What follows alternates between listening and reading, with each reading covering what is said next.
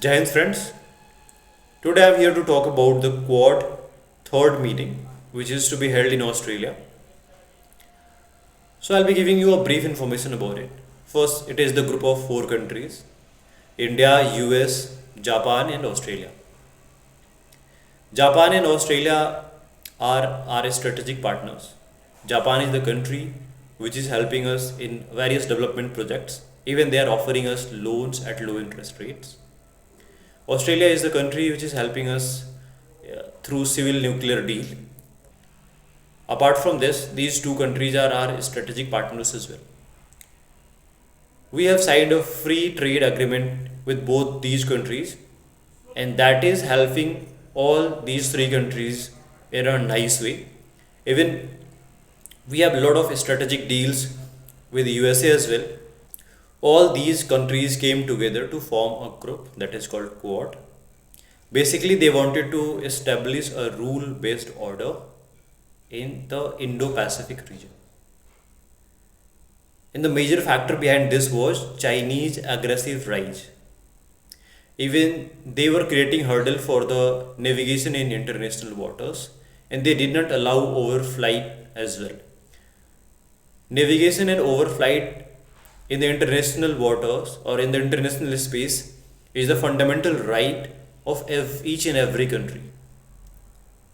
Now I'll be giving you a brief view that from where the concept of Quad is started. Actually, in 2004, when we were badly hit by the tsunami, at that moment of time, the navies of US, Japan and Australia came to help us because they had experienced such kind of disaster. So they had their own experience as well, and it was the first time when the navy of our country worked with the navies of these three countries. In 2007, when the neighboring countries of China were experiencing aggression and even they felt transgression of their sovereignty, even a lot of territories of Japan were claimed by China. At that moment of time, the Prime Minister of Japan, Shinzo Abe, came with the term Asian Diamond. Later on, he came with the concept of the Quad. So it is said that Quad was the brainchild of Shinzo Abe. Actually, he came with the concept of Quad in 2007. So in that year only, we had an exercise Malabar. Actually, Malabar was a bilateral naval exercise between India and USA. So in that year 2007, we included navies of two more countries as well. That was Australia and Japan. And China was seeing it as a kind of military alliance between these four countries. So they protested aggressively against it, and because China is our immediate neighbor, we are looking forward for a sustainable development or sustainable relationship with them. So we were not ready to afford it because we are trying to build a good relationship with China since 1962. So after 2007, we declined to go for a multilateral exercise. We again made Malabar a bilateral exercise with the USA. In 2017, again, the countries around the Pacific Ocean realized that aggressive rise of China is going to become a threat. And there are international norms, international rules which should be followed strictly. Actually, China was not following it. That's why this grouping was bound to form. And again in 2017, the concept came into discussion, and finally we had the Quad group in 2020. And since then, it is moving ahead. In 2023, the third meeting is going to be held.